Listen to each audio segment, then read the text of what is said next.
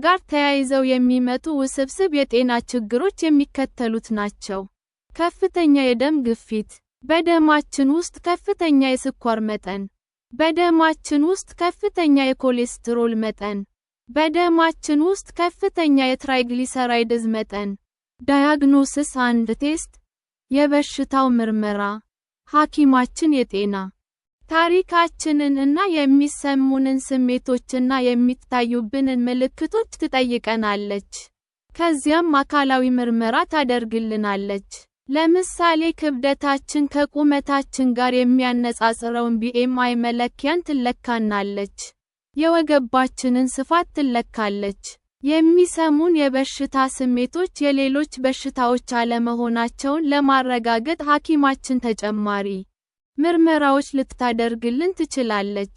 ቦዲ ማስ ኢንዴክስ BMI የትላልቅ ሰዎች ይህ መለኪያ መጠን ውፍረታችን ከቁመታችን ጋር ሲነጻጸር ከ25 ጥር 18 ከሆነ ጤናማ ውፍረት አለን ይባላል። ይህንን የሚያሰሉ የሞባይል አፕሊኬሽኖች ጉግል ፕሌይ ስቶር ላይ ማግኘት ይችላሉ። የዚህ መለኪያ መጠናችን ጤናማ ቢሆንም ወገባችን አካባቢ በጣም ወፍራም ከሆንን ይህ በሽታ ሊኖርብን ስለሚችል መመርመሩ ይመከራል።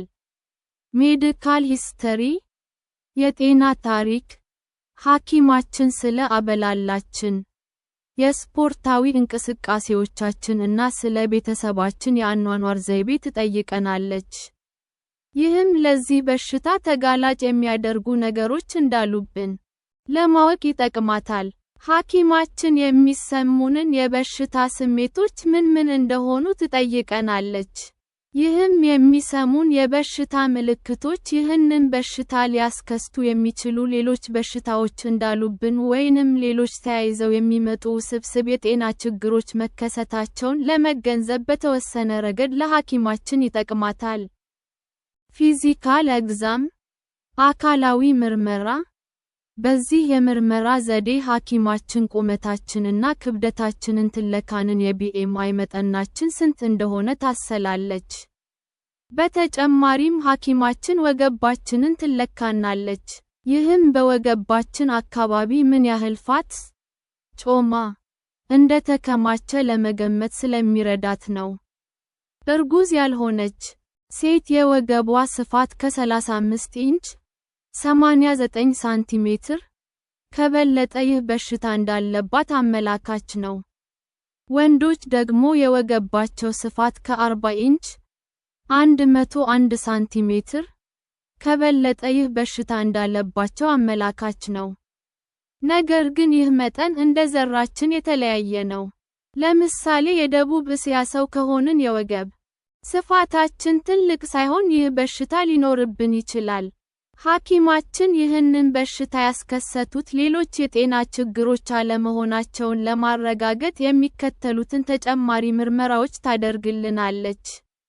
የደም ምርመራ ሐኪማችን በዚህ የምርመራ ዘዴ ከታይሮይድ እጢ የሚመነጩ ሆርሞኖች መጠንን በመለካት ይህ በሽታ ሃይፖታይሮይዲዝም በሚባል የሆርሞን በሽታ ምክንያት መከሰት አለመከሰቱን ታረጋግጣለች። ሐኪማችን በደም ምርመራ ዘዴ ኮርቲሶል እና አድሪኖኮርቲኮትሮፒክ ሆርሞን ACTH የሚባሉ ሆርሞኖችን ምርመራ በማድረግ ይህ በሽታ ኩሽንግዝ ሲንድሮም በሚባለው በሽታ ምክንያት መከሰት አለመከሰቱን ታረጋግጣለች። ሐኪማችን የቶታል ቴስቶስተሮን እና ዲሃይድሮኤፒአንድሮስተሮን ሳልፌት DHEAS ምርመራዎችን በማድረግ ይህ በሽታ ፖሊሲስቲክ ኦቨሪ ሲንድሮም PCOS በሚባለው በሽታ ምክንያት መከሰት አለመከሰቱን ታረጋግጣለች። ፔልቪክ አልትራሳውንድ ሐኪማችን በዚህ የምርመራ ዘዴ ማህፀናችንና አካባቢውን በአልትራሳውንድ በመመልከት ሲስት ፈሳሽ ያዘሉ ከረጢቶች መከሰት አለመከሰታቸውን ታረጋግጣለች። ተከስተው ከሆነ ይህ በሽታ ፖሊሲስቲክ ኦቨሪ ሲንድሮም PCOS በሚባለው በሽታ ምክንያት ተከስቶ ሊሆን ይችላል ማለት ነው። ትሪትመንት አንድ ሜዲኬሽንስ ለበሽታው የሚሰጥ ሕክምና። ከልክ ያለፈ የሰውነት ክብደት መቀነስ የሚቻለው የምንወስደውን የካሎሪ መጠን በመቀነስና ስፖርታዊ እንቅስቃሴ በማድረግ ነው። ከልክ ያለፈ የሰውነት ክብደት ለመቀነስ የሚከተለውን የተቀናጀ ሕክምና መተግበር ጠቃሚ ነው። የአመጋገብ ስርዓት ለውጥ ሞዲፋይድ ዳየት በአንድ ሳምንት ውስጥ ለመቀነስ ማቀድ ያለብን ክብደት ከ0.5 እስከ 1 ኪሎግራም መሆን አለበት። ይህንንም ለማሳካት በቀን ከምንወስደው የካሎሪ መጠን ከ500 እስከ 1000 ካሎሪ መቀነስ ይረዳል። ቅባት ነገሮችን ለመቀነስ ወይንም ካርቦሃይድሬቶችን ለመቀነስ ማቀድ እንችላለን። ብቻ ከሁለት አንዱን መቀነስ አለብን። ቅባት ወይንም ጮማ ምግቦች ፋትስ ከካርቦሃይድሬት ወይንም ከፕሮቲን ምግቦች በላይ እጥፍ ካሎሪ አላቸው። ካርቦሃይድሬት ምግቦችን ለመቀነስ ስናቅድ የቅባት ምግቦችንም መቀነስ ሊኖርብን ይችላል። ጤናማ የቅባት ምግቦችን ሞኖ አንሳቸሬተድ እና ፖሊ አንሳቸሬተድ ኦይልስ መመገብ ጠቃሚ ነው። የዘወትር ስፖርታዊ እንቅስቃሴ በሳምንት ውስጥ አብዛኞቹ ቀናቶች ላይ በቀን ቢያንስ የ1 ሰዓት መካከለኛ ክብደት ያለው የስፖርት እንቅስቃሴ ማድረግ አለብን። በተጨማሪም ቀኑን ሙሉ በተቻለ አቅም ንቁን እንቅስቃሴ ያለበት ውሎ መዋል አለብን። ደረጃ መውጣትና ከወንበራችን ላይ በየተወሰኑ ደቂቃዎች ወይንም ሰዓቶች እየተነሳን ሰውነታችንን ማፍታታት አለብን። ኖን ፕሬስክሪፕሽን ኦርልስታት የሚባለው መድኃኒት አንጀታችን ከምንበላው ምግብ ውስጥ የቅባት ይዘቶችን ፋትስ ወደ ደም እንዳይቀላቅል ይሰራል። እስከ ቅርብ ጊዜ ይህ መድኃኒት ዚንካል ያለ ሐኪም ትዕዛዝ አይሰጥም ነበር። አሁን ላይ ያለ ሐኪም ትዕዛዝ ይሸጣል። በሐኪም የሚታዘዘው እና ያለ ሐኪም የሚሸጡት መድኃኒቶች ይዘታቸው ተመሳሳይ ነው። ነገር ግን ያለ ሐኪም ትዕዛዝ የሚሸጠው መድኃኒት ዶስ ያንሳል። አደር ኖን ፕሬስክሪፕሽን ዳየት ፒልስ ክብደት ለመቀነስ የሚረዱ ያለ ሐኪም ትዕዛዝ የሚሰጡ ሌሎች መድኃኒቶች የልብ ምትን የሚያፈጥኑ እና የደም ግፊትን ከፍ የሚያደርጉ ይዘቶች አሏቸው። ክብደትን ከመቀነስ ረገድ ያላቸው ውጤታማነት ብዙም ግልጽ አይደለም። የእነዚህ መድኃኒቶች የተለመዱ ተጓዳኝ የጤና ችግሮች መረበሽ እና የልብ በፍጥነት መምታት ናቸው። አንዳንድ ባለሙያዎች እንደሚናገሩት እነዚህ መድኃኒቶች ስትሮክ እንዲከሰት ሊያደርጉ ይችላሉ። ፕሬስክሪፕሽን ዳየት ፒልስ ሐኪማችን ክብደት መቀነስ እንዲረዱን ከምግብ መቀነስና ስፖርታዊ እንቅስቃሴ ጎን ለጎን መድኃኒቶችን ልትሰጠን ትችላለች። ነገር ግን ብዙ ሴቶች እነዚህን መድኃኒቶች መውሰድ ሲያቆሙ መልሰው ይወፍራሉ። እነዚህ መድኃኒቶች ለረዥም ጊዜ ቢወሰዱ ምን አይነት የጤና ችግሮች እንደሚያስከትሉ አይታወቅም። የቀዶ ጥገና ሕክምና ሰርጀሪ ክብደት ለመቀነስ የሚሰጥ የቀዶ ጥገና ሕክምና ቤሪያትሪክ ሰርጀሪ ይባላል።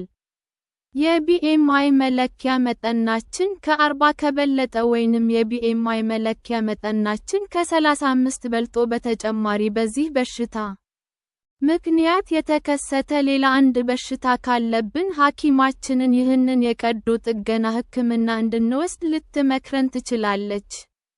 ለዚህ በሽታ የሚሰጡ የተለመዱ የቀዶ ጥገና ሕክምናዎች የሚከተሉት ናቸው። ጋስትሮፕላስቲ ይህ ማለት ጨጓራችን ውስጥ ፓውች ትንሽ ከረጢት የሚመስል ክፍል ማበጀት ነው። ስለዚህ ይህንን ትንሽ ከረጢት የሚሞላ ምግብ ብቻ ነው በአንዴ መመገብ የምንችለው ማለት ነው። ስለዚህ ትንሽ በልተን ቶሎ እንጠግባለን። ላፓሮስኮፒክ አጃስታብል ጋስትሪክ ባንዲንግ ይሄ ማለት ላስቲክ በሚመስል ነገር ጨጓራችንን የመቋጠር ቀዶ ጥገና ሕክምና ነው። ጋስትሪክ ባይፓስ ይሄ በጣም ውጤታማው የክብደት መቀነሻ ቀዶ ጥገና ሕክምና ነው። ይህ ማለት ጨጓራችን ውስጥ ፓውች ትንሽ ከረጢት የሚመስል ክፍል ይበጅለታል። አንጀታችን ላይ ደግሞ ቀዳዳ ይፈጠርና ይህንን ቀዳዳ ከዚህ ከተበጀው ትንሹ ጨጓራ ጋር እንዲገናኝ ይደረጋል። ነገር ግን ይህ ሕክምና ሌሎች የረጅምም ሆነ የአጭር ጊዜ ውስብስብ የጤና ችግሮችን የማስከተል ዕድል አለው። ፕሬቬንሽን በሽታው እንዳይዘን መከላከያ ዘዴ ይህንን በሽታ ለመከላከል የተመጣጠነ ምግብ መመገብ እና ዘወትር ስፖርታዊ እንቅስቃሴ ማድረግ በጣም አስፈላጊ ነው። ከልክ ያለፈ ውፍረትን መከላከል በጣም አስፈላጊ ነው። አንድ ጊዜ የጮማ ሴሎች ሰውነታችን ውስጥ ከተፈጠሩ ሙሉ በሙሉ ልናስወግዳቸው አይቻልም። ልንቀንሳቸው ግን እንችላለን።